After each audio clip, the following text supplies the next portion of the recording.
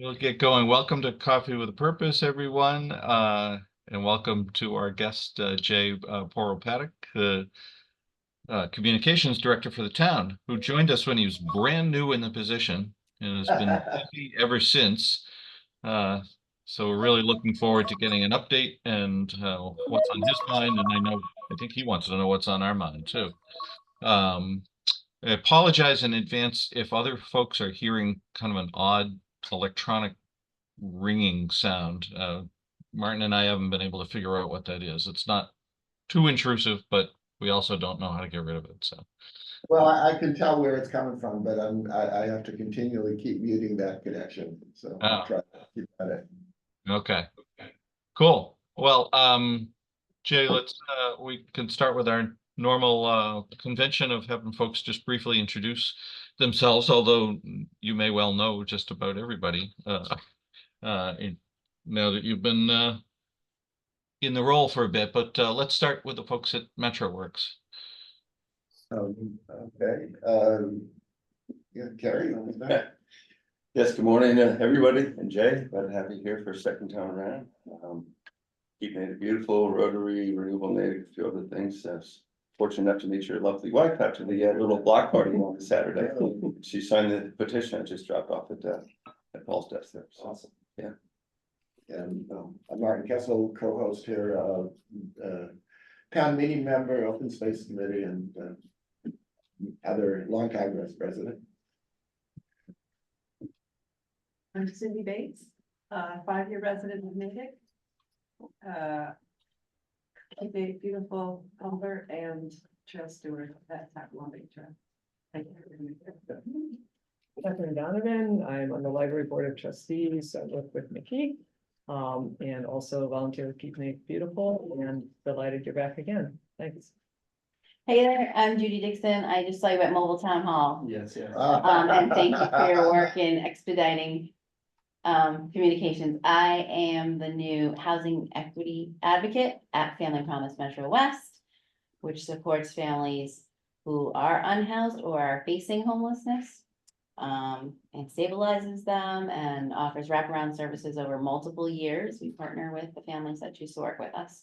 Also longtime resident, raised my kids here, all that good stuff. And that's it for MetroWorks. How about Elaine? Got to come off mute, Elaine. Elaine, you're still on mute. Maybe she's not realizing that. All right, well, let's skip over to Pat Conway. Pat?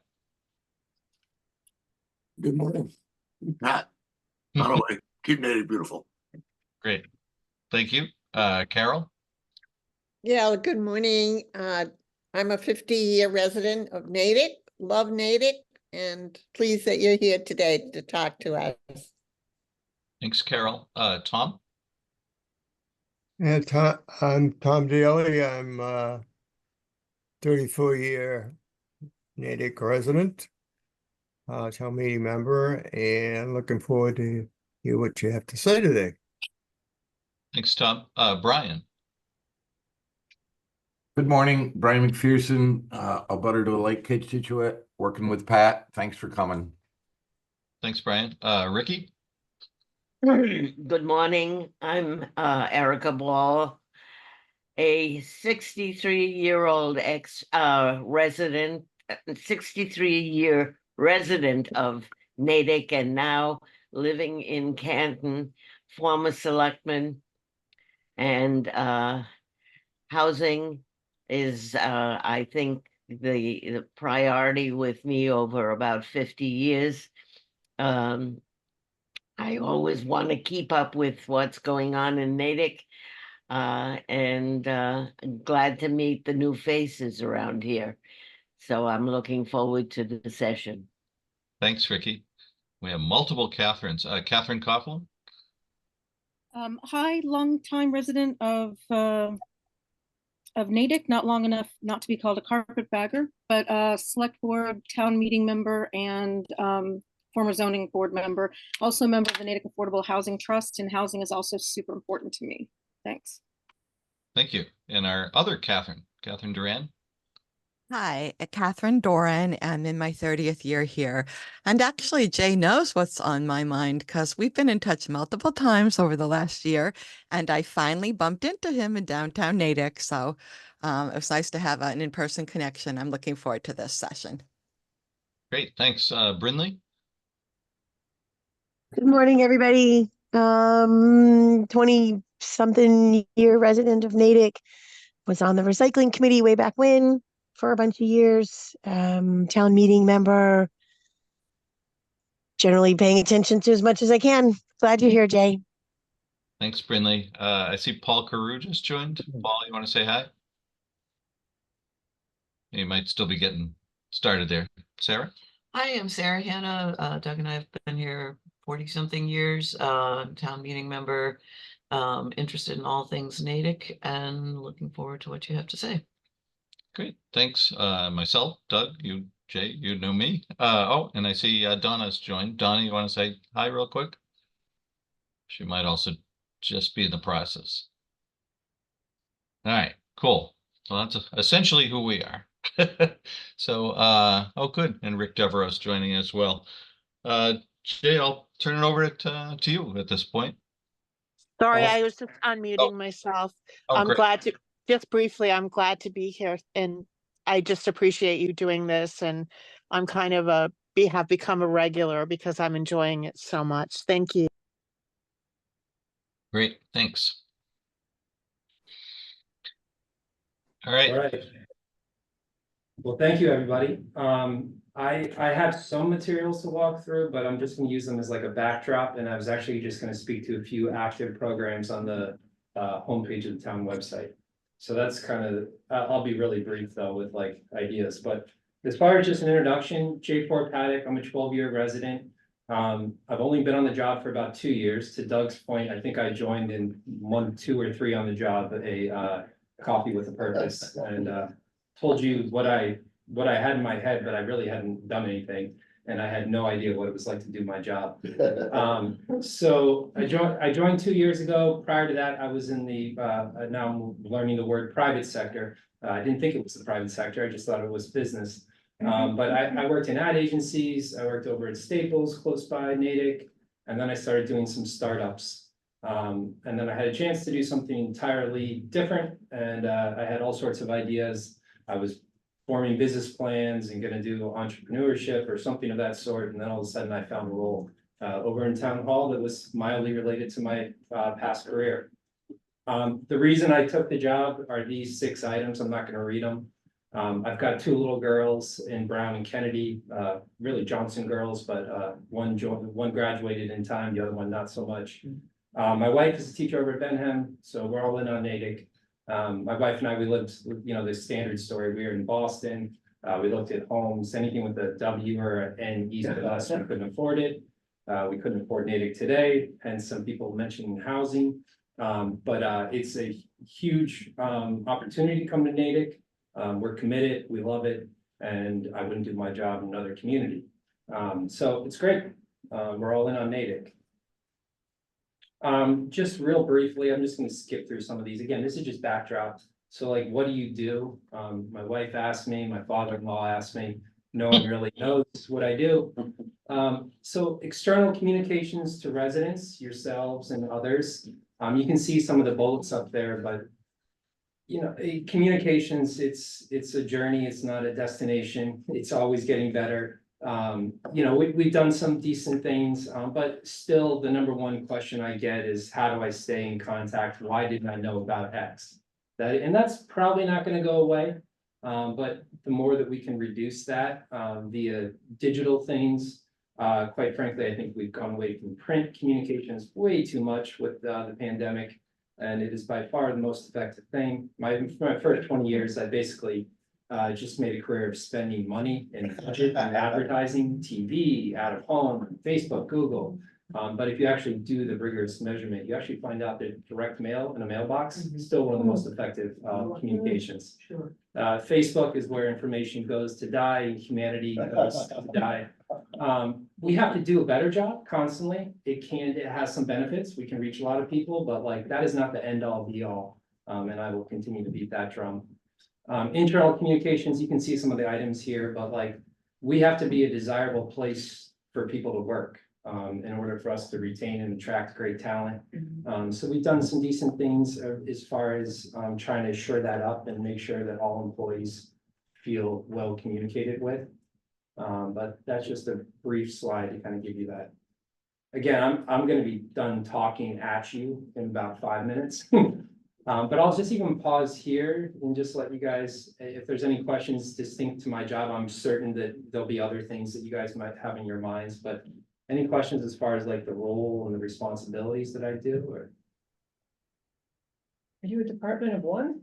I am. I'm a department of one, which I think is appropriate for Natick and 37,000 residents. It differs across a lot of communities don't have a communications department. Right. And some communities have a communications person, a website, they still use the term webmaster, which is a little dated. But webmaster, an engagement person, and they start to take the functions and decouple them. But yeah, department of one. Similar, I think our departments of one thus, you'll actually see this in a Natick 101 session that I'll hype up in this meeting, but we're gonna show an org chart, which I really don't think we've done a great job as a collective unit. It's hard to show an org chart of really disparate functions that the town does. But there's three one-person departments, myself, procurement, and equity, inclusion, and outreach. Otherwise, all departments have 2 or more. Thanks. I think what you said about mailing, paper mailing, it definitely resonates with me. So Yeah. I'm glad to know this, like that's been proven to be very effective. Yeah, it'll definitely vary. I mean, I can tell you I went to Natick Days and I had a communications table. And I would say of the, 8 or 10 compliments, they were entirely related to Jillian Wilson Martin's DPW flyer. I don't know if you guys recently can remember receiving that. But everyone walked up, presumed that I was directly involved. I was indirectly involved, but Jillian deserves credit for putting an amazing mailer together, which takes, what is this, number one question, what is my trash pickup? What is the pay-as-you-throw program? Yeah. What does the recycling center take? And she did a bang up job of a 2-sided colored printed mailer, which ends up, people see that. If I put it live on the website, everyone's going to say, where is it? I can't find it. Even if it's on the website, I'll get feedback. I can't find it on the website. So it's. Are you bound by the constraints of a particular web design that we're operating under? It seems very similar to other towns that I check out. Yeah, maybe not bound, but essentially there's 2 dominant players that own 90% of the market. There's this company Civic Plus that we Natick use. There's another company called Granicus. But is anyone bound to use Google as a search engine? Yeah. Kind of. Right. So I don't think it's a technology gap. I think our website used to be a D or a C. Now we're a C minus, a strong C in the middle. Yeah. I don't really think we should be investing resources for A's. I don't really think that's there, but there's progress to be made. Yeah. Then there's a design component that probably my biggest critique of the website is actually just content and searchability. It's the searchability that I run into. And I told you when we met on Thursday that I give you all the props for the blasts that come out of the website. If you sign up for a topic area you want to follow, as somebody who's trying to follow like a lot, every day I'm getting the blasts and it's like working incredibly to build my calendar. I know like what's happening when, can drop the Zoom into my calendar or link the agenda. All of that is really working well as somebody that needed to learn a lot fast. Catherine, I see you've got a question or you got your hand up too. Yeah. Oh, you toggled off mute and now you're back on mute. Okay. Come off mute if you want to ask. Can you hear me now? Yes. I just wanted to say one of the most useful and brilliant features I have been enjoying recently, and thanks to Catherine Coughlin for helping me navigate signing up, is the emails of various committees and when they're coming, and they have links right in the email to the agenda for that meeting. It's like life-changing for me. I was like missing out because I'd forget to look on the town website and go to that, and things would be there, wouldn't be there. And this option is fabulous. I mean, I wish 100% of town residents knew about it and had signed up. It took a little, it was a little tricky, but Catherine Coughlin was kind in helping me with it. And really, I've been so grateful for that. So thank you, Jay. Yeah, no, agreed. I mean, the website is like, you have to pull the information, but when you can push it to people, fundamentally better. So yeah, I mean, again, we can come back to the role, but I was just gonna walk through a couple items that are generally all on the homepage today. The first one, actually, just to build off what Catherine and Judy were talking about, is this idea of these notifications. So this is available straight from the homepage. And essentially, this will take you to a sign up page, which I'll show you, but I'm trying to make residents aware. We have what, 37,000 residents. We have about, the number varies, but between 17 and 1,800 subscribers to our largest list, which is General Natick News. And then the other ones tend to be the smaller boards or committees, and I'll show you those. It can be a little bit of a tech challenge for some residents to enable it. So this is a 4-minute video of my horrible voiceover walking you through a cursor to sign up for, I want this to be something that some people are going to be less digital savvy, but like it hopefully, I like to say, if you can order a widget off of Amazon, this, subscription process is relatively painless. But here's the page. I'll try to make this text large enough for folks following along.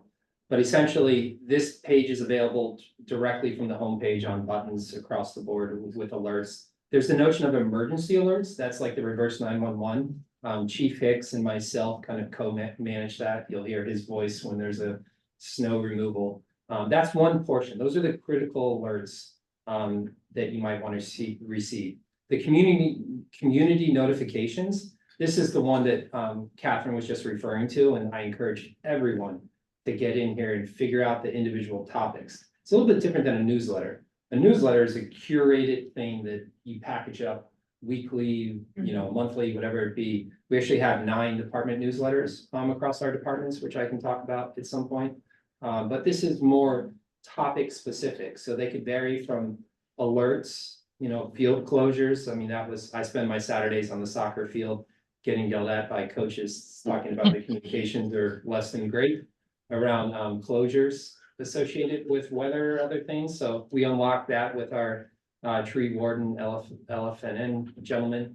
But you can see some of the topics here around alerts. Our bids, this is collapsed by default, but this is where, if anyone wants to follow around the procurement area of bids. Community events tends to be our large buildings, the libraries, the senior center, and then community events. This is actually, I've enabled a form where any nonprofit or community organization can submit and we'll publish it. So that's an area of opportunity to subscribe to. Again, just to give people a sense of user experience. This is essentially an ability to click on this icon to receive email versus your text message or SMS. As soon as you hit that, it brings you into a sign up process that's, again, relatively straightforward. Community news and pride. Yep. Where you say, I think you said you'd enabled a form or something so that community groups could use that. Just for any of these notices to work, the people that run those portions of the town have to do their part to put the notice in, right? Correct. Mr. James Earl Jones passed last week, but if you build it, they will come. I build it. And ultimately, I need departments and community organizations to publish. I'm more of an enabler, a centralized communications resource. That's actually extremely important. What Doug said is, yeah, I built the infrastructure. I'd say we're decent as a collective unit across all of our departments publishing it. The General Natick News is the one that I referenced as being about 1,800 individuals. That's like your front page of your website, the front page of your USA Today a few years ago. And that I encourage everyone to get on. That's what I leverage as the communications director. But then you'll start to notice projects. We've been trying to get better about creating project-specific areas. But to Doug's point, it requires the project owners to be pushing content. And it holds us accountable as town staff, right? Like communications are ultimately you're signing up to say I'm doing work at some levels. So have you generally found folks to be cooperative in pushing the content and publishing things? Everyone's cooperative, but some are better than others. Yeah. You know, I sent an email literally this morning about our paving program, because this is an area where if I go on Facebook, that might be one of the largest sentiments, aside from over construction and fears of a city.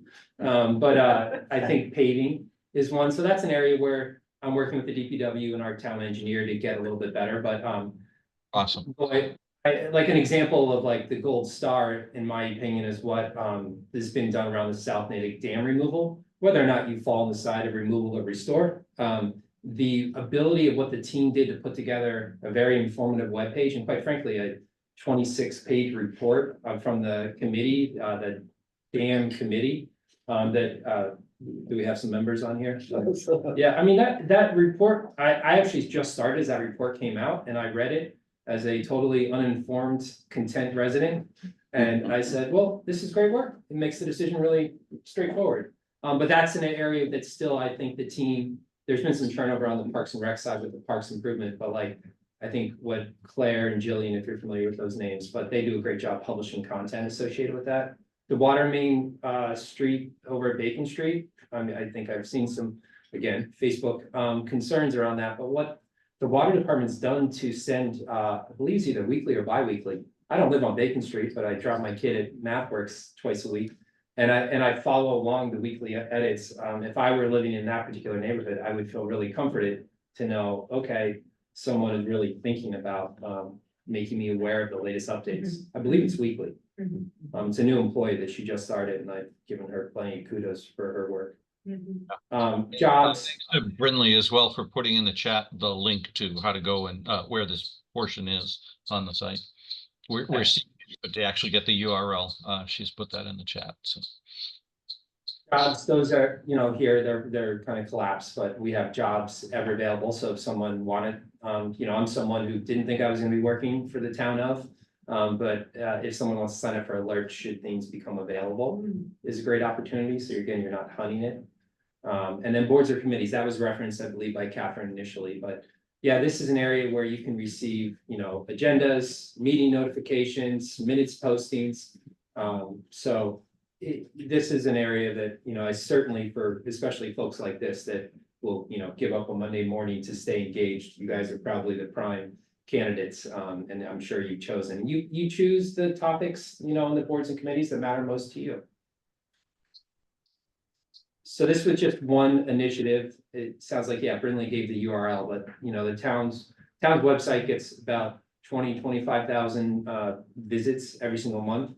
About 25% of the uses is to pay bills. And then there's another 75 percentage points. But you know, I didn't come to the town's website for 12 years prior to starting this job, or 10 years.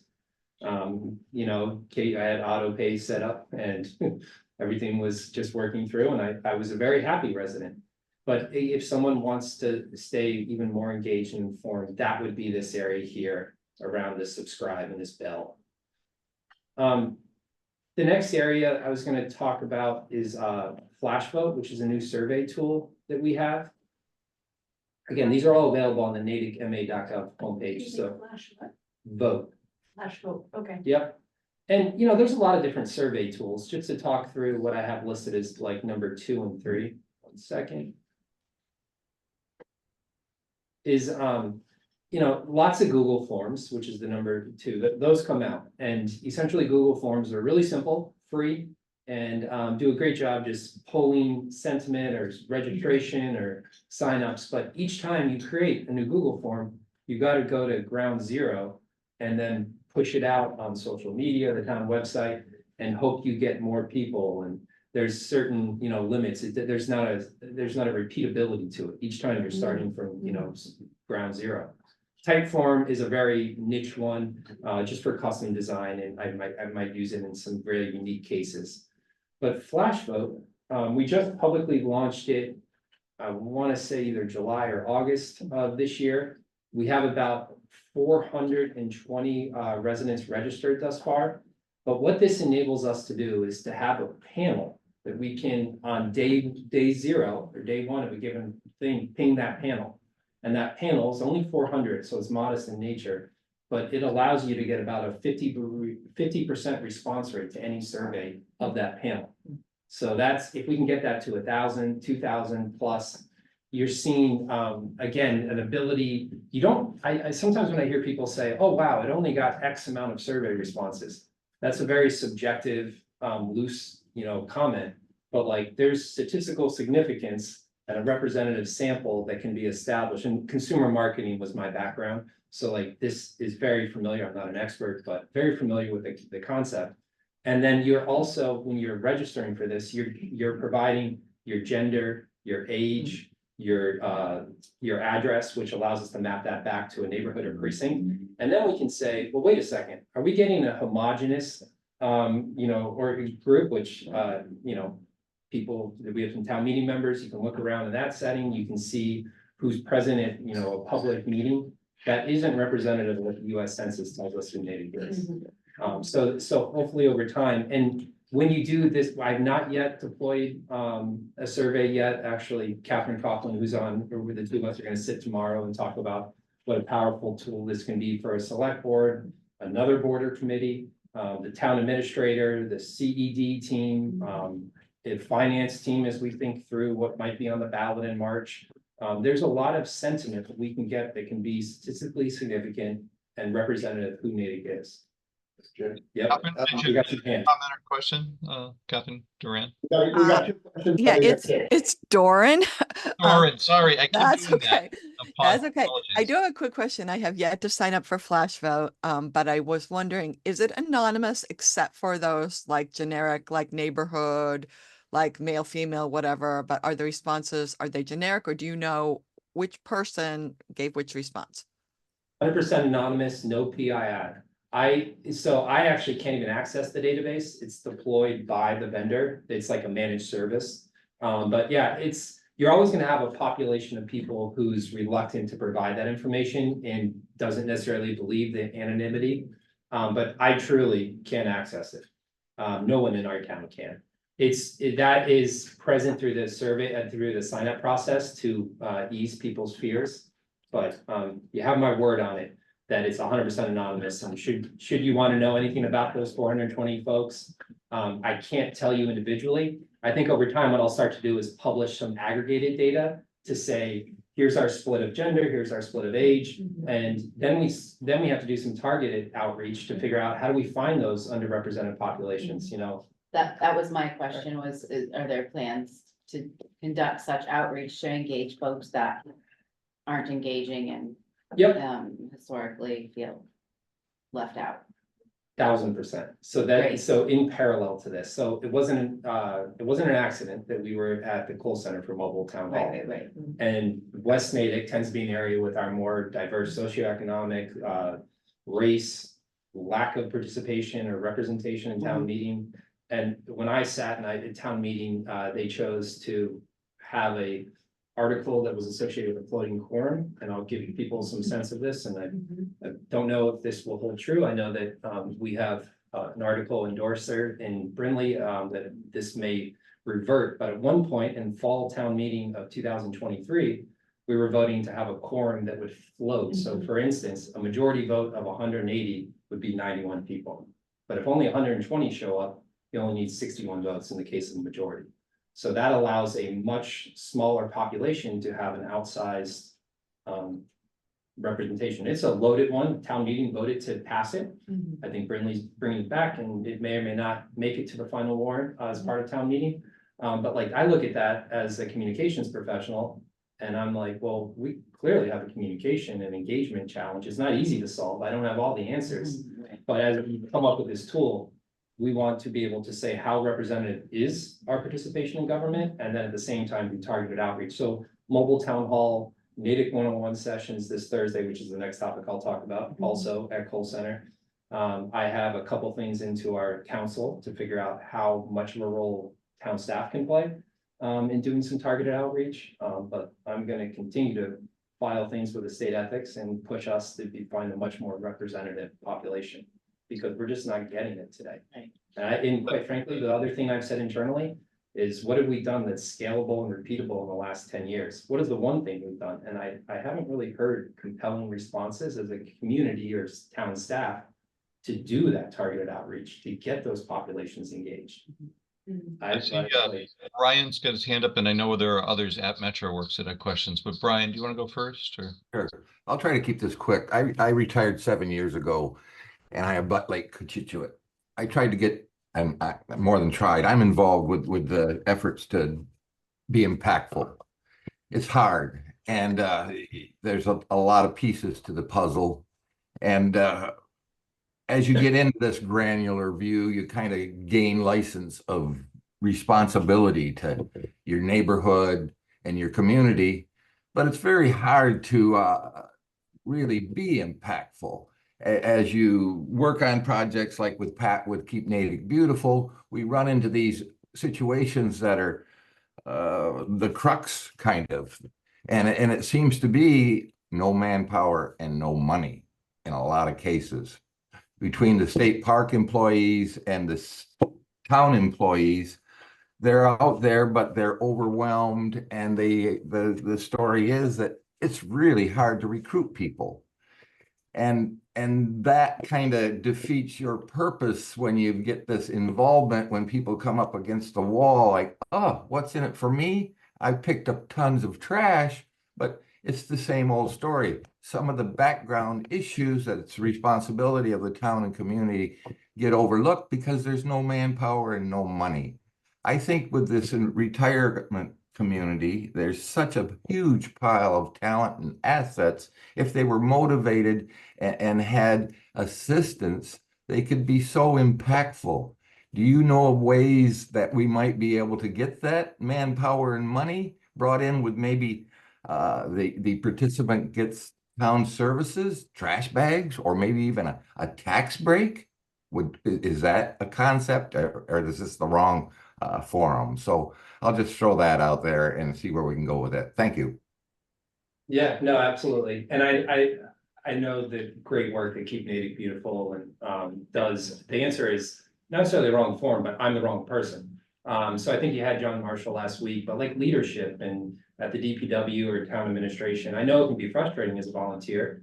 I've talked at length either directly to Keep Natick Beautiful folks and actually a few volunteers, but that extends beyond there. There's also other volunteers totally unrelated that feel unfortunately like they just can't get enough traction.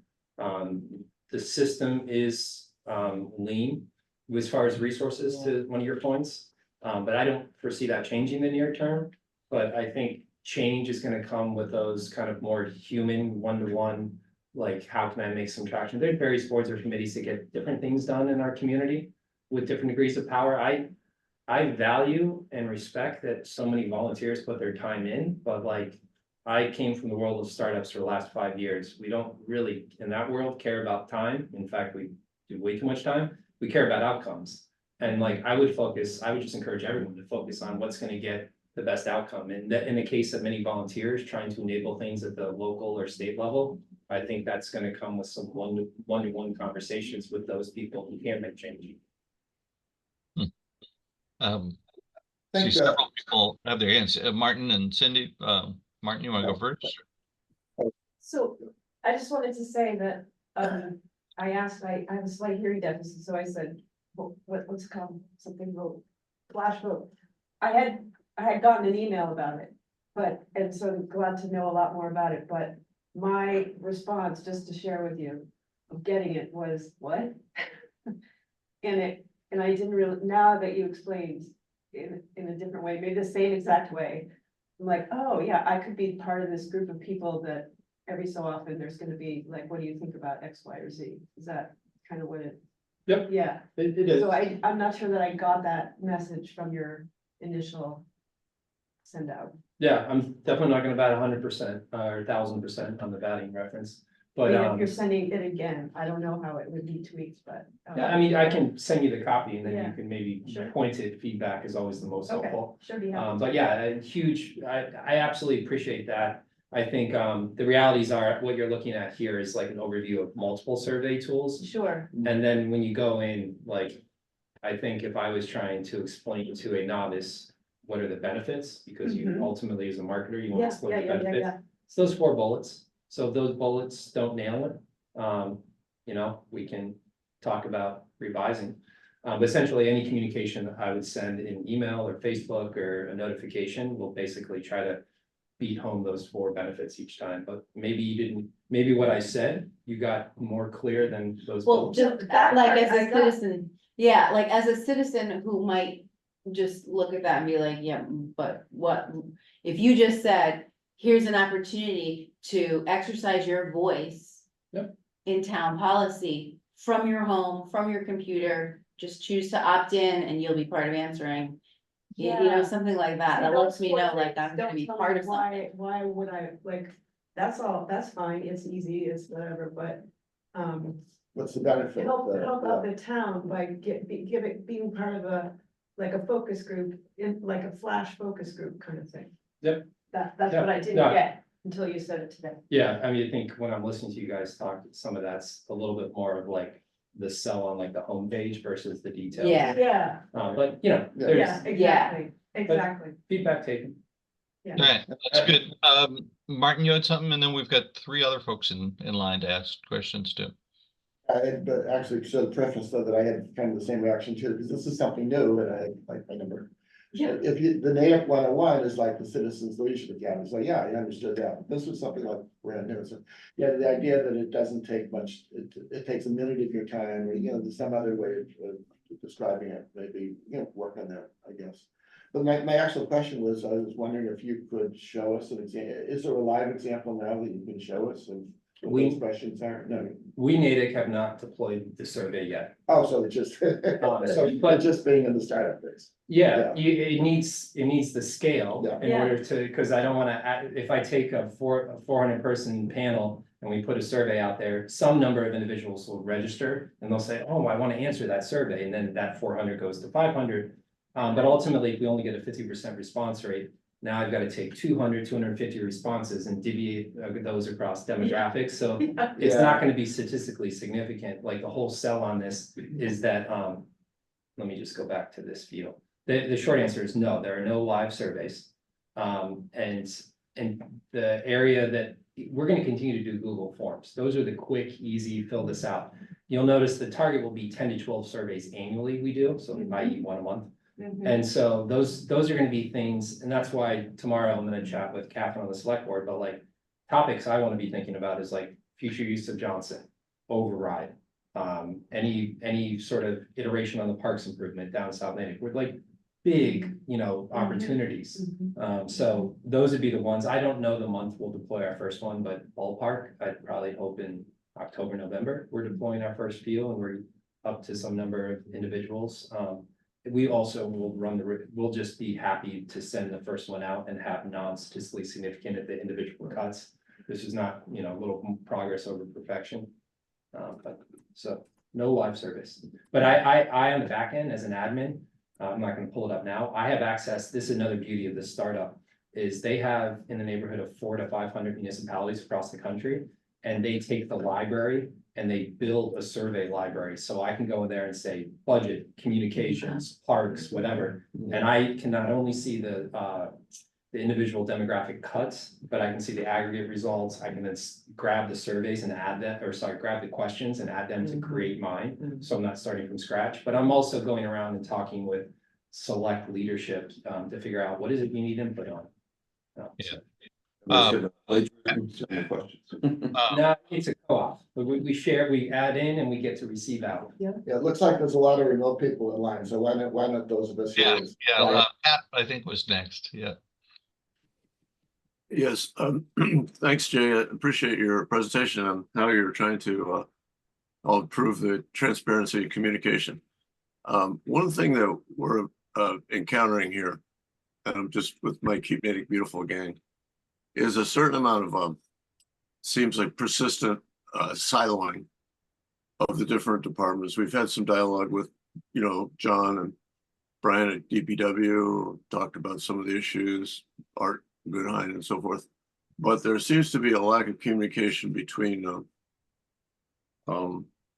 Parks and Rec, DPW, maybe the schools too, in terms of what they're responsible for as far as inside and outside trash and recycling. And Keep Native Beautiful, we try to raise the bar pretty high. We're always trying to separate out the recycling from the trash. But we've observed some of the town employees just throwing all the recycling and the trash into the same whole little red pickup dumpster that they drive around and empty the barrels in the commons. Now, I know this is probably something for John and Jamie to resolve. They got to figure this out. But the siloing and the lack of communication is pretty frustrating. And what I'm trying to say is that some of the fields and parks are totally under-resourced with trash and recycling receptacles and people willing to empty them and pick them up and separate the the balls and cans from the trash. So that's been a continual dilemma and frustration for a lot of us. But we know that, like Brian was saying, that the town has somewhat under-resourced. It has guys who will drive around on a really big mower and cut the grass when it grows 1/4 of an inch, but it doesn't have guys who want to go around and empty barrels and bins appropriately. I don't know, there's something wrong. Yeah, I'm not gonna be able to respond to any specifics, but I totally appreciate as someone that frequents all of our parks and areas. I've done ride-alongs with Brian and Art Goodhine to understand some of the operations, but I encourage you to continue to push that rock up the hill, and we need more residents to do that. But like, your silo comment, I don't disagree with it. I think what I'm trying to do in my role and my function when it comes to the word silos is, I come again, like startups in corporate America. Like when I started, I'll give you something, Pat, that is not going to be your solution to your Keep Native Beautiful legit problem. But internally, I look at it as, how do we know if we're being effective as town staff? Like literally metrics, like numbers or scorecards, dashboards. I can only tell you, like, I did daily stand-ups with our 24-hour financials at startups. Like we looked at the prior day and we looked at every geography, margin, sell-through, product. In this municipal world, I was struggling to understand that. So one thing that we are doing internally that I do believe will have an impact on organizations like you is creating like a framework where ultimately things like mission, vision, values, like that's one sort of area of like, how you feel. But then there's just the idea of like establishing prioritized initiatives and having them mapped to the select board, who ultimately oversees us as town staff. So we're in month 4 of a 6-month program. Internally, it's all internally. The residents will see the final output in month 6, which will be end of October. But there's a dashboard that I have all department heads feeding into, and they have to map to what's referred to as a critical success factor that the select board chooses. The select board represents the residents. They tell us here are the 8 success factors, and then every single town department, this is one that I am full disclosure. This is I didn't know how corporate I could be within government. And I tried this in year 1, now in year 3, the start of year 3. And Jamie and John and other department heads have been supportive, but it has been an uphill one. Yeah. Much like you guys pushing a rock up the hill to figure out how to, keep the parks clean and trash receptacles well organized and picked up. I'm working internally. How do we become a more accountable organization? And then eventually, God willing, we'll look at metrics, and those could be things as simple as what our voter turnout is, what our town meeting vacancies are. It could be just how we reconcile our financials and how many dollars are in there, but like there should be a dashboard of numbers that tell us how good we're doing. Some other communities, I think there's probably 2 or 3 people in the crowd who I've talked about, but like I'm obsessed with what Somerville, Mass does, or the country of Bhutan does. It's a happiness survey. How happy are you with, in your town or country or city? And then they figure out the questions. Are your parks maintained? Are your roads safe? Are your roads well? And then they figure out which things have actual impact on people's altruistic happiness. It's, brands do this. REI doesn't close their stores on Thanksgivings because they want to feel good. It's actually not true. It's because they figured out their financials improve, because if they keep their customer, REI, the outdoor store, they close every Thanksgiving and Black Friday. I was working at Staples, so REI, I'm very familiar with this. And for those that don't know, they're owned by their employees. They're a co-op. They're not a publicly traded company. And they literally closed their stores because they figured out that their customers, largely millennials or other outdoors people who are so passionate, if they believe in the mission, they'll buy more product. So this notion of happiness and brand, figure out these areas. So like that's, and then thank you, Brinley, just popped the happiness survey in there. But like Somerville has a. Could I just follow up for 1 second, Jay? I'm sorry, I didn't mean to interrupt you, but what I'm referring to is there's a very disturbing lack of understanding about how the fields and parks are being used. Now, again, this is probably for John and Jamie, but there are so many people that come and use our parks and fields from other communities. Many of them don't speak English. They don't read English. At Cole Center, all day long on Sunday, there are Framingham men's soccer players who come there and do their, but this town is sort of oblivious to it. They don't have anybody on duty on Sunday, at least as far as I can tell. But at Cole Center, the place is just buzzing with the parking lot full, and there's all these men's leagues going on. And these guys, this is not a carry in, carry out crowd, and Natick is trying to embrace this fantasy of carry in what carry out what you carry in. It's not realistic. And I've been banging on the door here with John Westerly and Brian and Art Goodhead. I'm trying to explain to them, this is not a carry in, carry out situation. And I don't know if I'm getting through or not, but just sharing my frustration. Appreciate that. I'm not the person to comment on that. Where I was trying to take that comment that I really can't add anything because those individuals are best to talk to is to give you a sense of something that might be an umbrella atop that builds a culture of it. But yes, I continue to encourage you to fight that worthy sort of cause. Yeah. Let's move on to Rick's question. And we got Catherine and Sarah. But just real quickly, just commenting on what Pat was saying before we jump off of that. I think the one piece that Pat had that was really in your bailiwick is the idea, the perception of a problem of communication between two town departments. So this would be Parks and Rec and DPW. And I'm just, what I think is maybe valuable to you here is how residents with a project are bumping into walls. Right, because of that siloing of communication, because we have a project and we don't say it's DPW, it's Parks and Rec, we say there's a litter problem, right? So I think what might be useful to you as a take back is residents' project oriented perception that there isn't good communication between, for example, these two departments, and that's a piece of the problem here.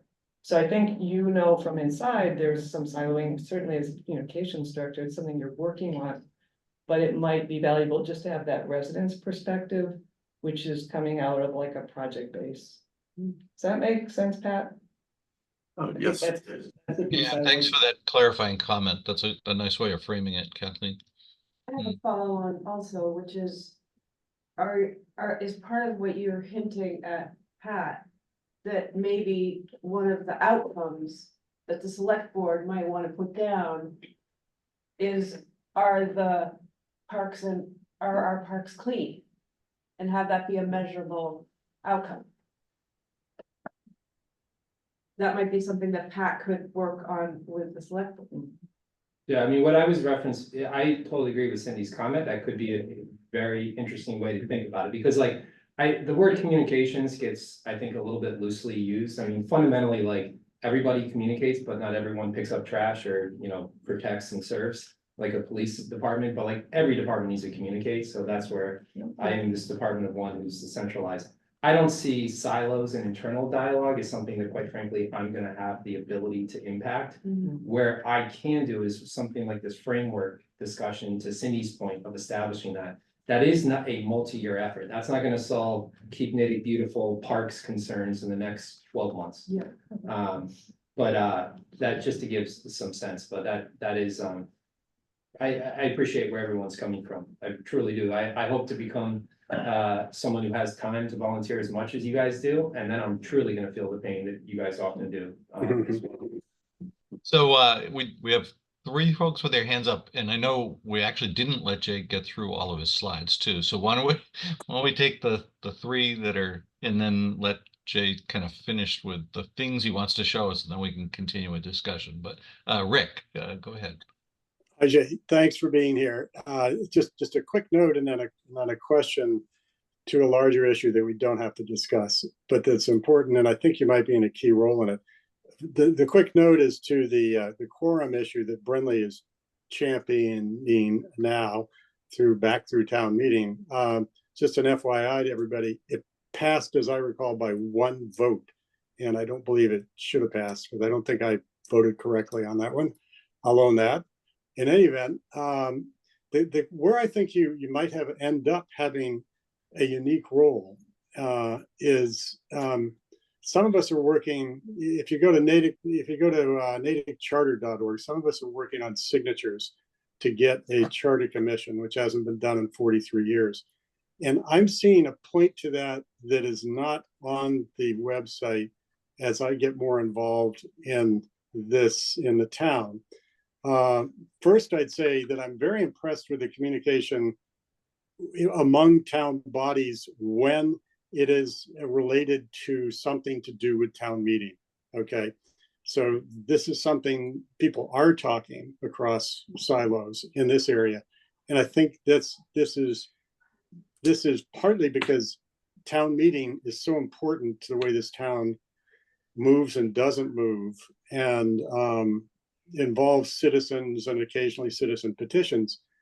But to go back to the Charter Commission, I think one of the roles that I think it should take is looking back at the 2012 Natick, Natick plan, the long-term values and plan. And when I look at that, I see all kinds of things that haven't been touched in 12 years that are important, but they're not exactly the priority, and they don't get done because they'd have to cross different departments and so forth. Here's where I think you might come in to think about this. You're probably, the Charter Commission would talk to other towns. You're probably new enough to this, and you're from private enterprise, that you know quite a bit about both now after 2 years here, and how quickly other towns are moving on important values. I won't get into the specifics of what they are, but when you look at that plan and you go, gee, has that happened? Has there been anything on that? And the answer to me, maybe I don't know enough, is no. And it's not from lack of trying. It's not from lack of citizen involvement. And it's certainly not because we don't have incredibly hardworking, talented staff all over this town. I think it could be a structural issue. And I think your perspective on that would be very valuable. So I'll stop with my yakking right now and leave it to others. Thank you for being here and hearing. Just a couple of comments there. And Rick, make sure I'm fully tracking, but like the Charter Commission, I've already filed with the state ethics. I've referenced this before, so I can participate as a staff member. So I initially was part of a group helping, but like I can only do that in my volunteer time. The town, to the best of my knowledge, I might be incorrect on this, we will never reference the Charter Commission on our website and or promote the opportunity. So like that is just a checks and balance. So I have to be careful in that regard. I actually believe in the initiative. I'm stating as a resident, not a town staff member. I differ. I've talked with Mr. Joseph quite a bit, as well as Cody, and different folks, but like I think there's a reason we have a modest number of signatures. It is a communications marketing problem, and I think we're leading with here's a 95-page PDF on town governance study versus, hey, do you think the more marketing palatable thing to your guys' points about like flash vote? Like, what are the benefits? Like, would you want, better reviews of budgets more frequent? Would you want the ability to, have true representation? It's not often that I hear a town meeting member stand up and say, I talked to my constituents and therefore I'm voting for X. And to truly tie this to the intention, I mean, I happen to believe if you gave anyone 37,000 people a blank piece of paper and said, hey, how do you think we should run our government? I mean, I'm not certain we would end up with the same thing we're currently doing. We haven't kicked the tires since 1979.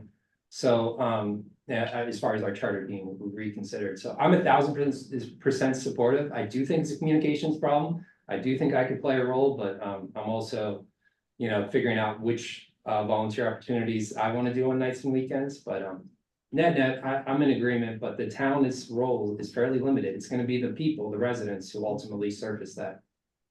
Right. Yeah, just a quick follow-up though, if I understand it right, town officials and committee members and others would be interviewed. You would not be running it or deciding it, but your voice as somebody who has a perspective would be valuable. That's all I'm saying. I wasn't saying you would. What you mean you say interviewed for what? Well, I mean, I think a commission would certainly be, as I've understood it, would certainly be talking to people who work in town and volunteer in town, as well as residents, as well as looking at other towns and so forth. Correct So me if maybe I could step in for 1 second with that. Go ahead. So, but I think you've taken it another step, Rick. Maybe. So I think what Rick's talking about is the fact that this is two different things. One is collecting the signatures, but then the second part, which is what I think he's most currently referring to, is what happens once the commission is actually formed and there are 9 commissioners doing the work. In that work, the commissioners would interview town staff to see what their thoughts are about how efficiently it runs and what can be run, and that type. I think that's what he's talking about in terms Exactly. of Sorry, I having didn't interview. realize I was confusing the issue. I wasn't thinking you were going to be collecting And signatures. my understanding with that is that a lot of that was already so we had a committee appointed by the select board that actually did some of that homework already, and their recommendation was to have a charter commission. That's why we've started with this, and they did interview some people, and my understanding is that the interviews of the staff would predominantly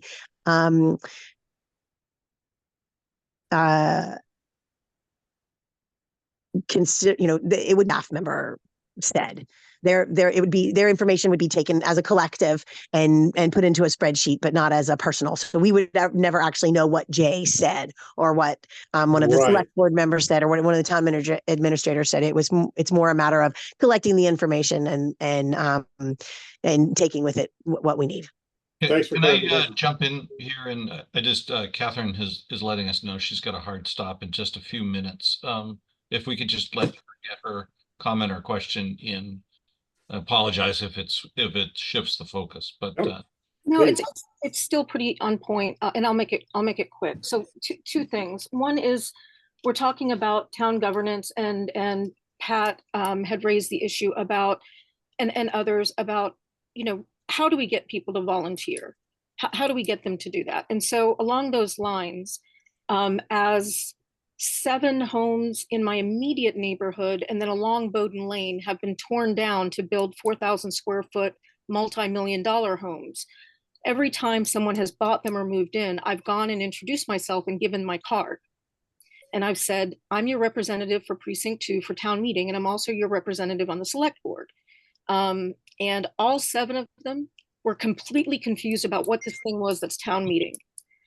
And so they had moved from New Jersey, New York, Somerville, one from Dover, one from Wellesley who was downsizing, which I thought was interesting. A retired couple moving into a 4-bedroom, 4,000 square foot, $1.7 million home, downsizing. And so when I explained that, oh, well, the town meeting is our legislative branch and this is our executive branch, and there are plenty of opportunities to volunteer. Their idea of volunteering were things like Natick Service Council, which isn't, that's not a bad thing, or United Way or soup kitchens. But when I said, no, our government is run by volunteers, there was absolute shock. So my takeaways from these varied conversations, and this is not to malign anyone who buys a large multi-million-dollar home, is just that, look, they pay their taxes. They're not going to go pick up trash. They don't think of that. They think of like, I write a check, and so the town should take care of this for me. And I'm sorry to make that sound so dire, but that's been my recommendation, that's been my experience. And I have a list of new homes that have gone on the market that were from tear downs, demolitions through the ZBA.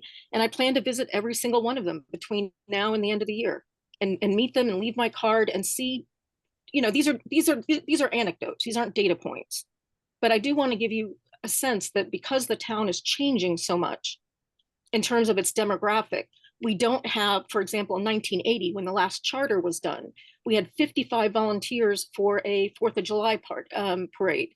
We have none now. We have people trying to get it going. We have none, because that's not something that people who move here think that is something they should volunteer for. With regard to Kohl Center, I live across the street from Kohl Center, more or less behind Temple Israel.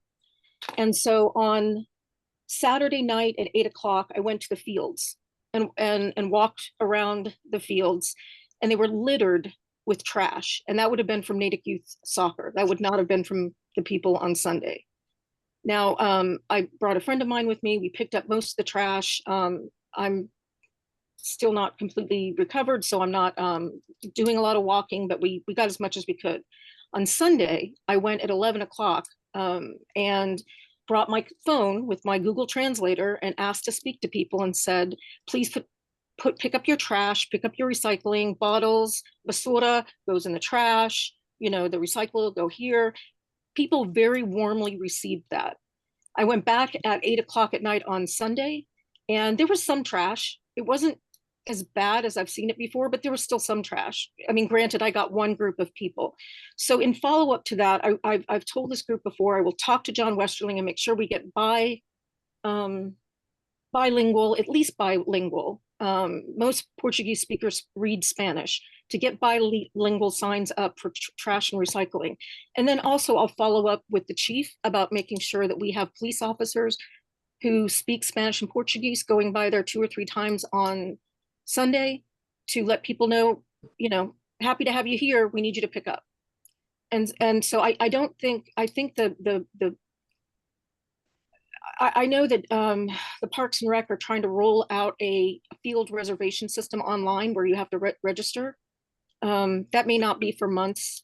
That may not be for another year. It may be just in their idea stack. But I wanted to let everyone know that, you know, the nature of the population of Natick has changed. In my opinion, not necessarily for the good in terms of, I mean, I'm glad that there are people who want to write 5-figure tax checks, and they're happy to do that. But I'd really like to see more people volunteer. And I'm at a loss about how to do that, other than reaching out individually to your neighbors and say, hey, there's, you know, I understand you're a landscape architect. There's an opening on the HDC, the Historic District Commission, which is what I did. So I want to encourage all of you to think about people in terms of their skill sets and look at online, see what openings we have. Volunteer with Keep Natick Beautiful. I can't do it formally, but I do make sure that my neighborhood in Precinct 2 is relatively cleared with trash and recycling. And I do have to hop off for this other meeting, but I will listen to the rest of this for any comments you guys have. And everyone should have my email or cell. Please feel free to text me or call. Thanks, Doug. I really appreciate it. And Yeah, Jay, thanks. thanks for coming. Go ahead. So just thanks for coming out, Jay. Yeah. Thanks, Catherine.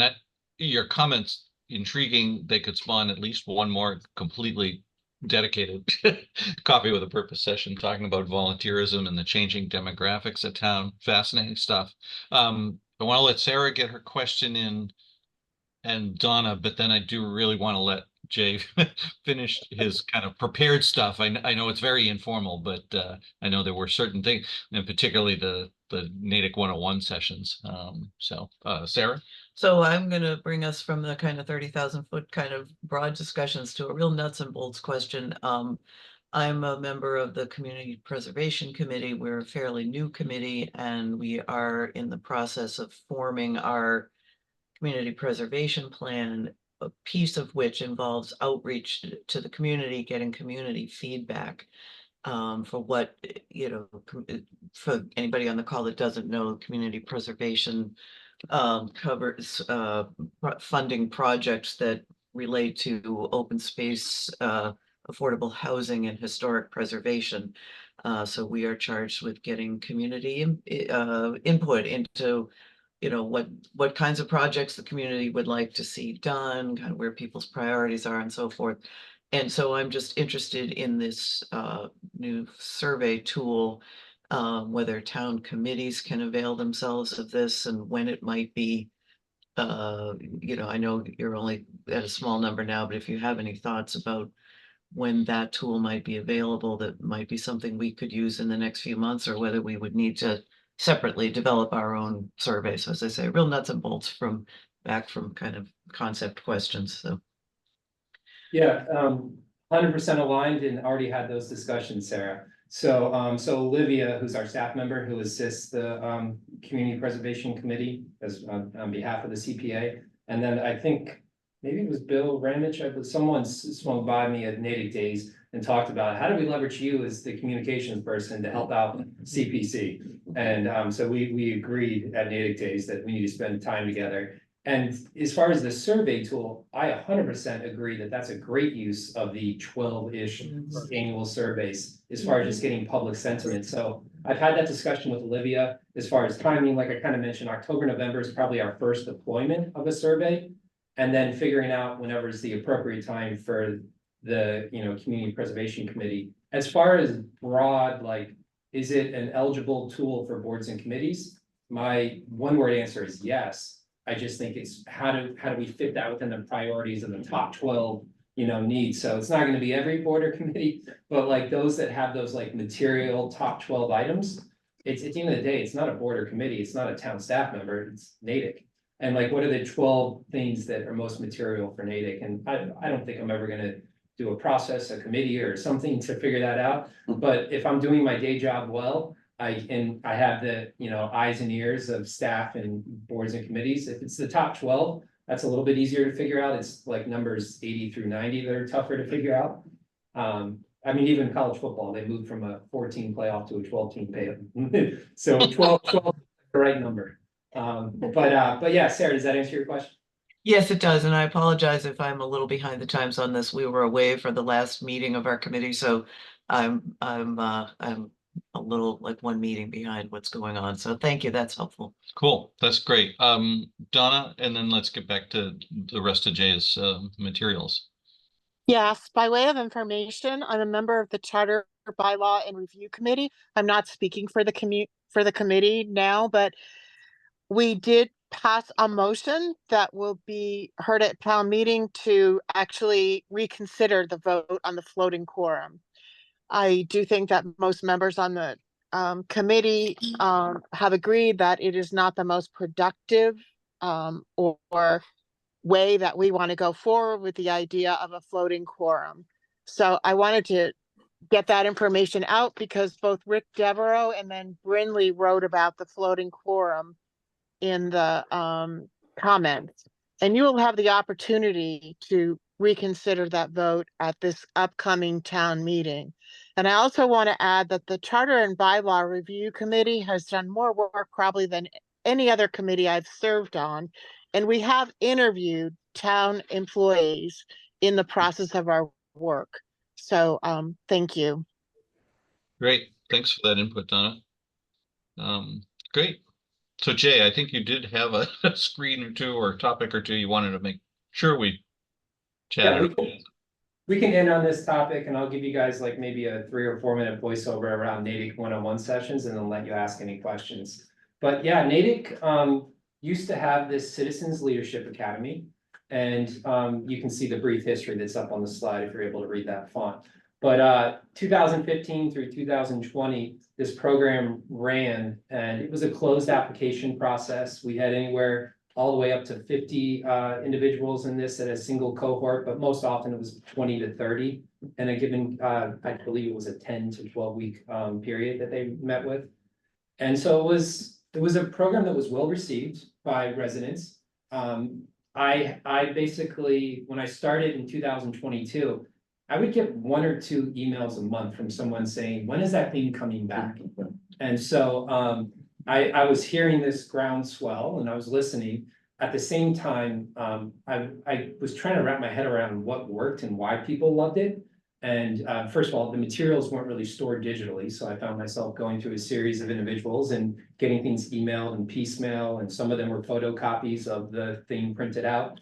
And we had a couple survey monkeys to understand sentiment, but it was interesting. It was hard to actually, people just said, I know I loved it. I said, yeah, but why? And then you just, you do the classic thing. You ask why 10 times and you get down to the core of it.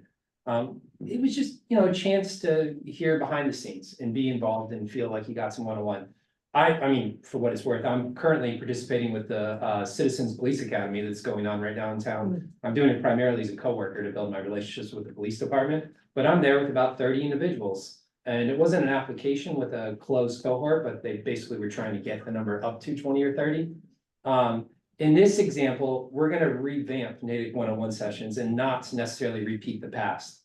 So the materials, I'll kind of go through like the goals, but it will be a very different approach, and we'll see how it goes this Thursday. As I go through this is just a web page. It's available on our homepage of our website, natickma.gov. But the goal is ultimately going to be more informed residents, more engaged residents, and then more volunteers. I think the old program was really distinctly aimed at getting more people to run on boards and committees. So some of the points that Catherine Coughlin made just before she dropped off, like, I really think that's a little bit short-sighted. And I think there's a lot of individuals who don't see themselves volunteering solely for boards or committees. So how do we think bigger and just getting them engaged and broad? And a volunteer could mean the service council. And like, I'm fundamentally willing to believe that if we do it right, more board or committee members will apply.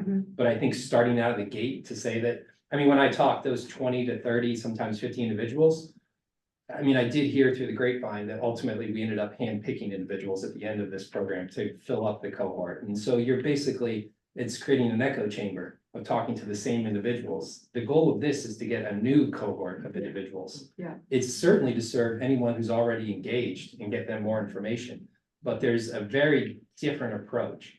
So some of the changes are listed up here. It's a hybrid meeting. It's no application. Streamlined content.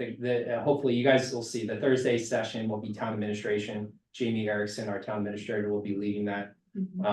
I'm kind of behind the scenes doing all the work, and then I found out that my flight schedule changed and I'm going to Spain with my dad and my father. So I will not be there Thursday night. Jamie and I haven't connected this morning yet, but I put the materials together and set them up, and I think hopefully it'll be well received, but it'll be definitely at a high level. Like, think about that. It's and I'll get into some of the logistics, but it's 60 minutes and then 30 minutes of Q&A, a 90-minute meeting.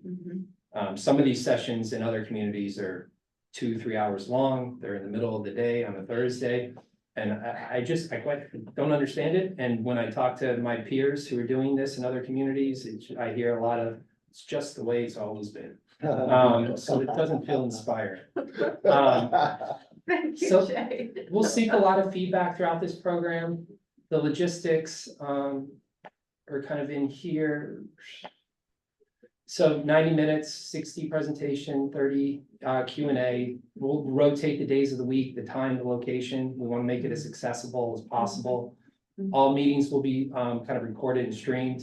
This will be a change behavior. It's going to be on the Pegasus YouTube channel, because Pegasus only has 3 channels. So Randy Brewer, you guys are probably very familiar with Randy. He only has 3 means of communicating on Pegasus. So that link will drive you to a YouTube channel that Pegasus and Randy and I have co-created. And I think going forward, Pegasus you'll start to see more and more on YouTube, which is that's how people are consuming content.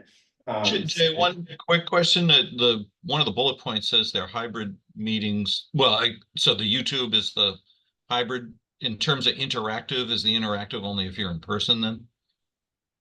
Correct. As far as like questions. Yeah. I have that included somewhere, but yes, to Doug's point, attendees in person will be the individuals that will take live questions.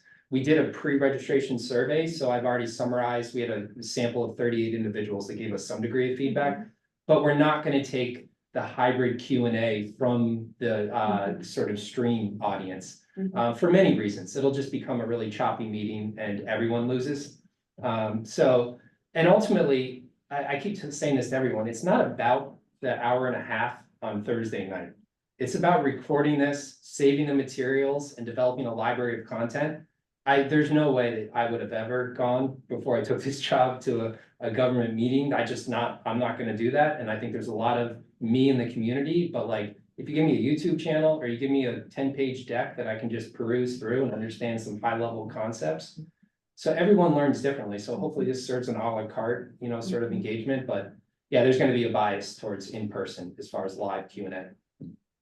There's an ability to sign up for the listserv, to sign up for email or SMS. So this will link you back to that initial page, if you guys recall, where you saw the mail or the phone for SMS. And then I closed the pre-registration survey, but we have ultimately 38 people that did it. We filmed with Jamie. You can see him going. You can watch this. I think it's about a 4-minute video. This is an interesting technology. It's got 69 people have watched it thus far, but you can get a teaser. That's literally just meant to be a teaser. All of the videos and documents will be added to this library over time. So 10 years from now, the next Jay doesn't have to go interview people. You can see we have the first few sessions. The town administration, like I think Doug, you even referenced about understanding what town meeting is or what the select board is. I knew none of these things. I consider myself a mildly educated individual, but I was very content with Natick. I love Natick. And I never knew any of these words existed. And I think there's a huge population. So like, how do we just humanize this and just kind of make this very basic? Town administration, that word is so arbitrary. It's a CEO. Like that's he or she's running this place, and then there's a co-CEO on the school side and the superintendent. But yeah, so that'll be that session. We lined up childcare. I think it's a huge barrier for people. Again, it goes back to this idea of doing targeted outreach, making it widely accessible. So the Parks and Rec folks are awesome. They set up the game room. Realistically, there'll probably be a modest number of individuals who bring their children, but like that's not a barrier we're gonna let stop people. Then finance will go. That'll be lined up to town meeting. So like a good sort of cadence, and then also CED will go right after that. Myself and our equity inclusion and outreach officer. But this is to get like 4 under the bill, and then we have a full list of topics that we'll address over time. This will happen monthly in perpetuity. It will not stop until either, if we get no attendees or it's just not perceived as hugely valuable, absolutely, we'll shut it down. Nothing's sacred. But the idea would be that why couldn't we pull off one high-level meeting monthly and go through basically all town departments and then some other NGOs or, quasi-government functions. So that's it. I'll stop. We've got at least 12 minutes of conversation. Fantastic. Kind of fire hose type. Good discussion. Catherine, you've got your hand up. I'll let you go first. I do. I just want to say until today, I have only communicated with Jay on the telephone. This has been fascinating and fabulous. I want to say to Jay, you are an excellent communicator. And as a reward during this meeting, I registered for Flash Vote because I want to be part of the solution with you. So I did it. I stepped up. So you've won more. Thank you, Catherine, and certainly would encourage all the rest of us to do so as well if you haven't already. Someone at MetroWorks wanted to speak. Yeah, I had a question. It just occurred to me actually that this came up last week with John Marshall. So since you may be more directly involved, I think what came up last week is to have a session on town meeting, because as we've heard here, some people are totally mystified by the concept. And our idea last time is to do that sooner rather than later, so that if we get really lucky and we get some people that might want to run for town meeting, they have a chance by January, I think, or February, whenever the deadline is, to actually run for town meeting on the ballot. So if that schedule hasn't been planned out that far in advance, that was, I think, our thoughts that we had. Well, in the spirit of getting more input, I'm essentially going to offer up a survey to prioritize the topics, because I think, yes, everyone's maybe got one topic and maybe there's multiple town meetings, but like, the schools, I got reached out as soon as they heard, and they're like, well, how soon can we go? And, and then the historical society, so the list goes on. But I totally understand your point of like, hey, we have an election, we have town meeting vacancies, and we have confusion. So whether or not we hit it sooner, I think it's on me to, the idea was internally, just to give you guys a little bit of insider baseball, is like departments were struggling with this concept to produce materials, and some departments didn't feel the level of engagement when they did these rather dry meetings with the same individuals who they recognize the faces over and over. So like, hopefully we get some momentum, and I purposely put 4 departments where I can play an active role to produce the materials and take the onus off of them. The town meeting gets really interesting because then, yes, it relies on volunteers to produce materials and lead the conversation in coordination with maybe the town administrator and the town clerk. But it probably relies on some individuals on the town meeting, whether it's the moderator himself or some other town meeting, but I'm committed. It's on the list of the roughly 20 things that are up there, and ultimately let's rank order and see what the people want.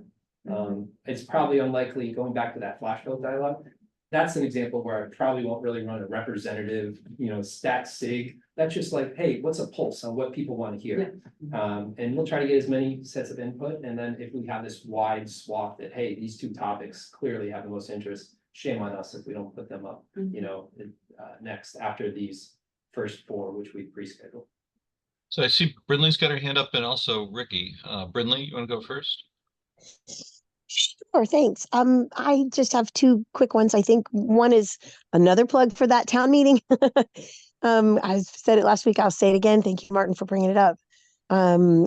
Especially, I do think this year is going to be a big one because our town moderator has been rather vocal about saying he's not going to run again. So it really is kind of a extremely pertinent thing to probably make happen sooner rather than later. And then my other question is, I know that you were involved in the whole town logo thing. I followed all of that and did all of the surveys, but my curiosity is, I don't remember how we went from red and gold to white and blue, and I'm curious how that happened. Was that a you thing? Was that a DPW thing? The guys in DPW tried to tell me it was because of the cost of the trucks thing, and so I'm just curious how we went from red and gold to white and blue. Okay, you're specifically referring to the vehicles, correct? Correct. Well, and also Yeah. just the logo now. It seems like everything is white and blue, and we've been red and gold for a really, really long time. So I was just curious. 2 different topics on the logo versus the vehicles. Yes, the vehicles have historically always been red and gold, and as I've been told, the white was just a supply chain and cost decision. So as far as the logo, it is predominantly blue, but ultimately there's this year looking at the vertical version, but I would say that the primary colors are red and blue, and those are unchanged. Actually, they're directly picked up. The hex RGB codes are directly from the Natick district, red and blue, because I thought it was silly to deviate. But Brindley, so I guess it was definitely cost considerations as far as the first item with the DPW trucks, and then as far as we haven't switched the town logo. The town logo is consistent. The red is a very modest inclusion, but these red and blues are directly the hex codes pulled off the Natick district school site. Oh, we even have names for the colors. Cool. Wow. Hey, Ricky, you just need to come off mute before you begin speaking there.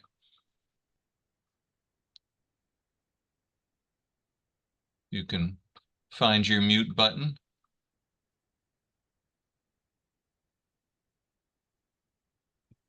There we go. There we go. All right. I'm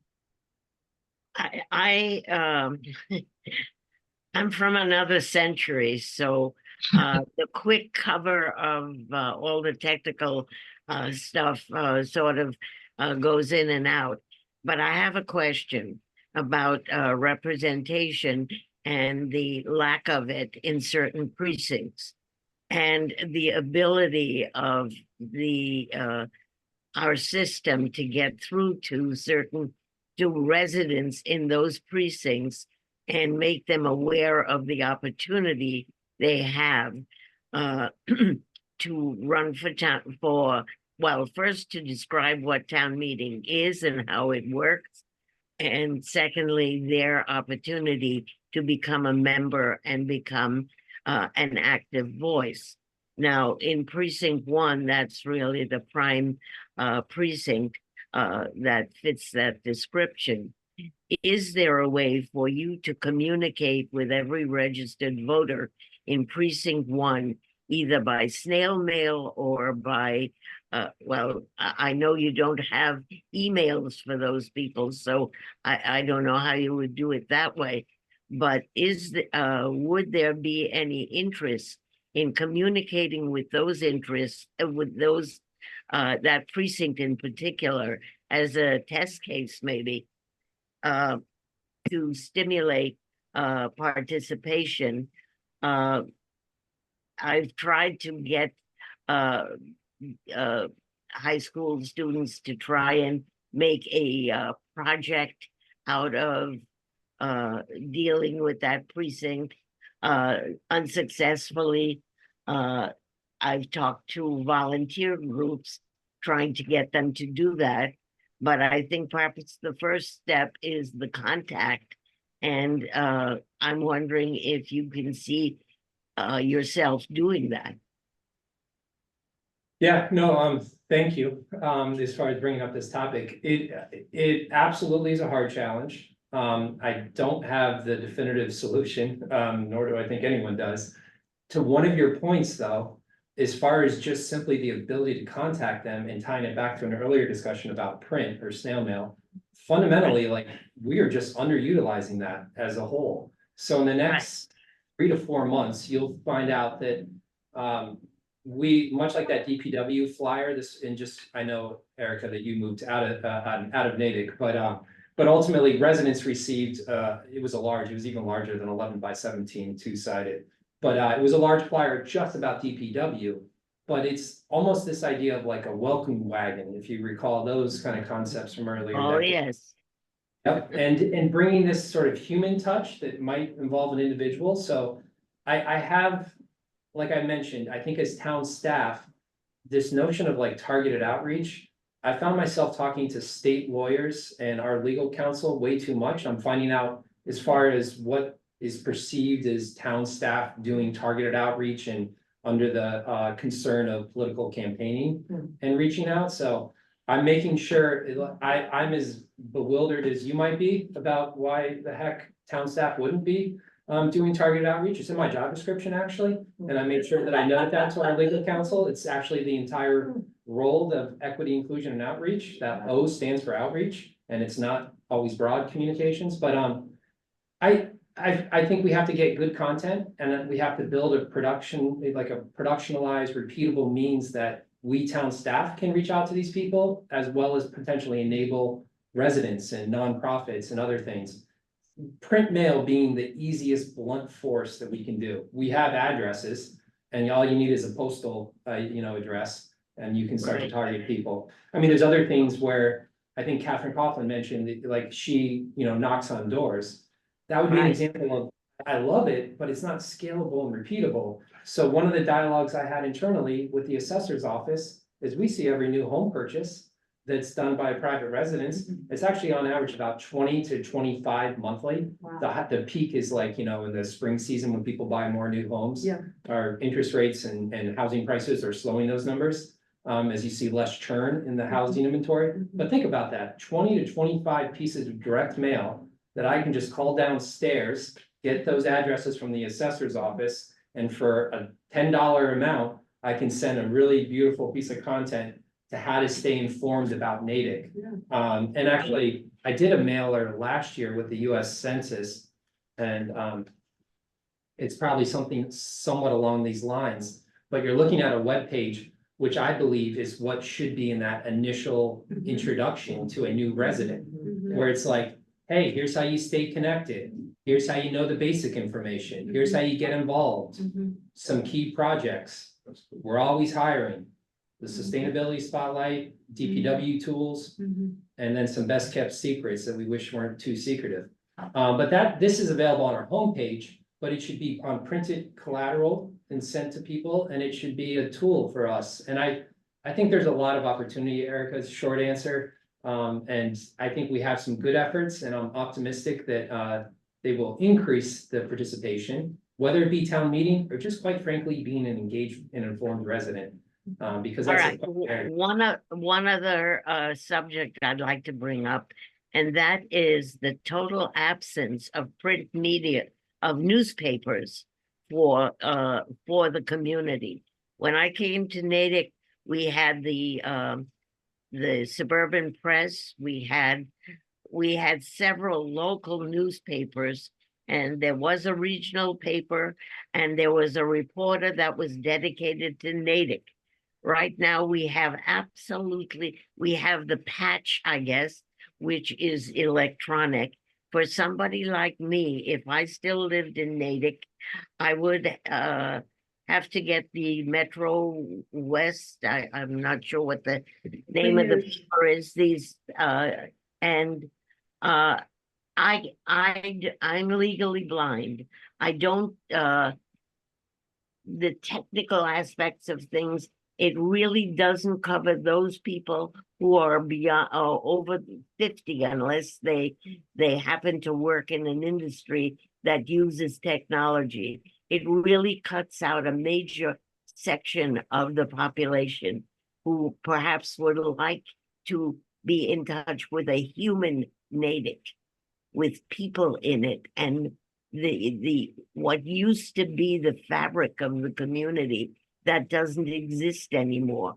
And I think it is up to this community to demand the existence and to make that that feeling known to whether it's the Chamber of Commerce, for them to pressure the media to cover Natick better, or to provide incentives for there to be print content for the community. I think it is a major loss and a major way in which people used to feel like they belonged to a community where they could participate.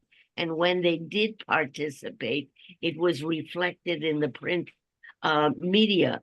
And their children, when they did athletics, were in the newspaper. And when someone got married, it was in the newspaper. And when someone died, it was in the newspaper. And when there was a town meeting article, it was in the newspaper. That was the focus. And now the focus has become totally digital, and it's left out a huge segment of the population.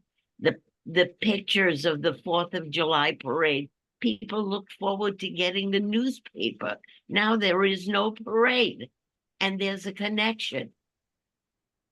Interesting. Yeah, as far as the print and newspapers, obviously, I don't think I'll be the solution to that. I mean, that's a for-profit enterprise, and society has shifted, and it is a loss. I fundamentally agree with everything you said.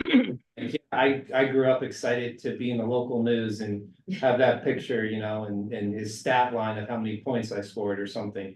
And then town meeting articles, weddings, or, other things. That has shifted. I think where we town staff can do a far better job. And here's 3 things we're doing around print. One is a persistent ad placement in the local town news. That's the monthly publication that you guys all receive. The Natick Bulletin? No, this is a Pages. The free paper. It's a free paper. Local town pages, it's called, local town pages. Local There's town. something called the Natick Bulletin. Natick Bulletin was longer. Yeah, I don't believe it's print, but Okay, Natick local pages. yeah, we're talking the Okay. same thing. Okay, sorry. But so I've worked and negotiated a rate, and we will have a persistent ad placement in there. Great. But let me be clear, it's just a placement inside this. You have to receive it, open it, and read it, and it's gonna be a small finite one. The second one is this idea of just organizing the amount of printed pieces we send, so bills, census, and other things, and we're leveraging the unit economics and the financials to get just a brief insert associated in there. So that's the example I've referenced. This this need to know was actually a 11/17 flyer that showed up in your census. And when we send out a bill, why are we not doing a better job pre-planning some content and using that as a touch point? And then the last one is we have some ARPA funds that have expiration. I'm not proud of it. My budget for communications rhymes with zero. I have no budget. My role was very different than my predecessor. She was more so of an IT aligned. So I inherited when I started these ARPA funds, and I don't love ARPA funds because they put us in this financial situation that the town's in where you're relying on, you know, one-time funds to prop up some initiatives. So when our financials get in a better state, I need to do a better job advocating and getting an assigned budget. But in the interim, through our fiscal 2026, I do have ARPA funds to do some sort of repeated mailer where I'm hitting people with some relevant information and driving them back to the website. So maybe I don't fully solve for Erica's point of not wanting to be or not able to be potentially a digital savvy individual, but like, what are some really key items and that potentially engage people to, you know, be more aware? The last one is one I don't have an opportunity. This is number 4. We used to do a seasonal brochure through the Rec and Park and Community Services Department. That stopped with COVID. So right now they're printing it and making it eligible at the Community Senior Center. That's one that I'm going to advocate internally for us to figure out where those funds exist and reach residents with that information. So. Great. Well, thank you for that. And thank you for your time. We are past 10:30 now. I think he has your hand up over here. It's time for one more. Do you submit to the Metro West Daily News as well? On rare occasion, I mean, to be totally frank with you, I mean, I came from 20 years of doing like marketing and print publication and earned media with it. And to Erica's point, they don't have an assigned reporter, and quite frankly, I struggle to find a lot of the publications all that valuable, digital or printed. Human interest in true journalism has gone by the wayside. And so I will submit, we have to do public hearings to the Metro Daily West, and it just goes into the ether. But when I submit over there, they don't have a dedicated reporter who cares about Natick circulation. And quite frankly, I think they're Gannett owned. And they're just, I mean, I was their largest advertiser with Staples printed inserts for 8 years. And Gannett, when we said jump, they said how high. They're just, you can see their share price. Print publications are just by the wayside. So it's not even, I do some modest amount of like PR submissions. Okay. But yeah, I got to figure out, okay, despite those realities. Okay. Okay, one more thing before we close down. I want to remind everybody that they probably got, I was away in Nashville, Tennessee with a death in the family, so I have not followed up specifically with our call, but Metro West Blue and Beyond sent out a call, which those of I assume you all received. I hope that you registered for the call, which is this coming Thursday at 7:30, and it's for all of an hour. So I hope you make the time to come and contribute. This is the last big push.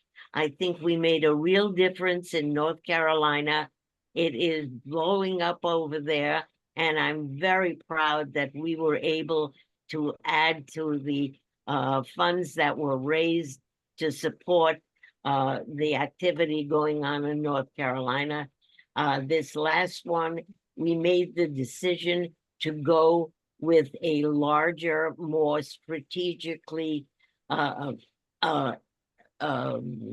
the word? They're able to shift at a moment's notice because their monitoring of where the monies are needed is a day-by-day monitoring rather than the vetting that we did of the grassroots groups to whom we supported.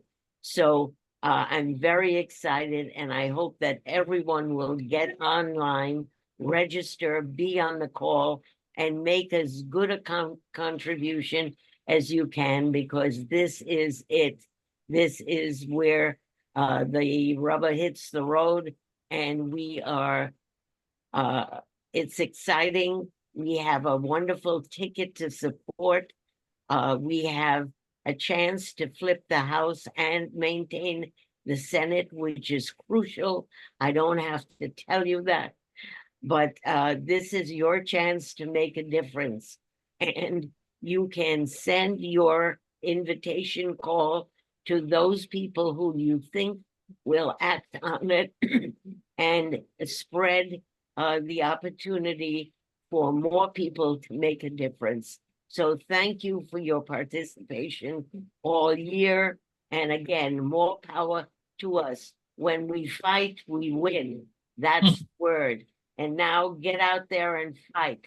Put your dollars where put your money where your mouth is. And that will really make a difference.